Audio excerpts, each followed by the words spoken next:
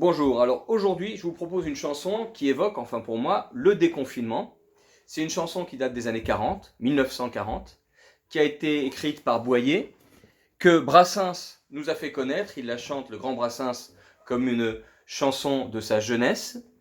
Et puis elle évoque, on aurait pu la chanter aussi pendant les grèves. Voilà, elle s'appelle Pour me rendre à mon boulot.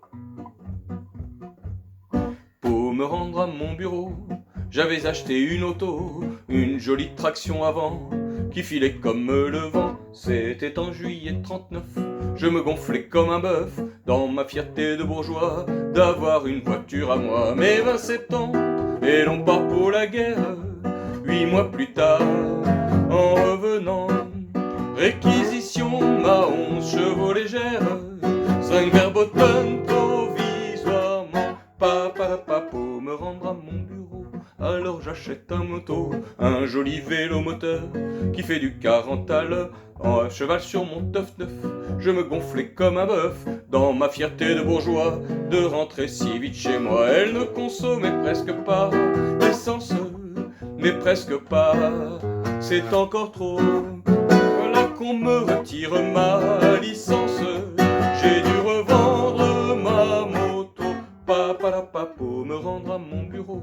Alors j'achète un vélo, un très joli tout nickelé, avec une chaîne et 2 clés, monté sur des pneus tout neufs.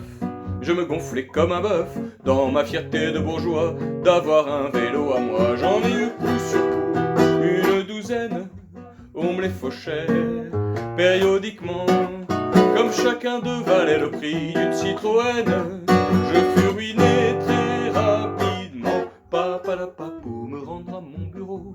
Alors j'ai pris le métro, ça ne coûte pas très cher, et il y fait chaud l'hiver, à Almayena et Marbeuf. Je me gonflais comme un bœuf, dans ma fierté de bourgeois, de rentrer si vite chez moi. Hélas, par économie de lumière, on a fermé bien des stations. Et puis ce fut la ligne tout entière qu'on supprima sans rémission. Pour me rendre à mon bureau, j'ai mis de bons godillots et j'ai fait 4 fois par jour le trajet à pied aller-retour. Et Tuileries, le Pont-Neuf, je me gonflais comme un bœuf, fier de souffrir de mes corps pour un si joli décor. Hélas, bientôt je n'aurai plus d'audace, le cordonnier ne se mêle plus, mais en homme prudent et perspicace, pour l'avenir j'ai tout prévu.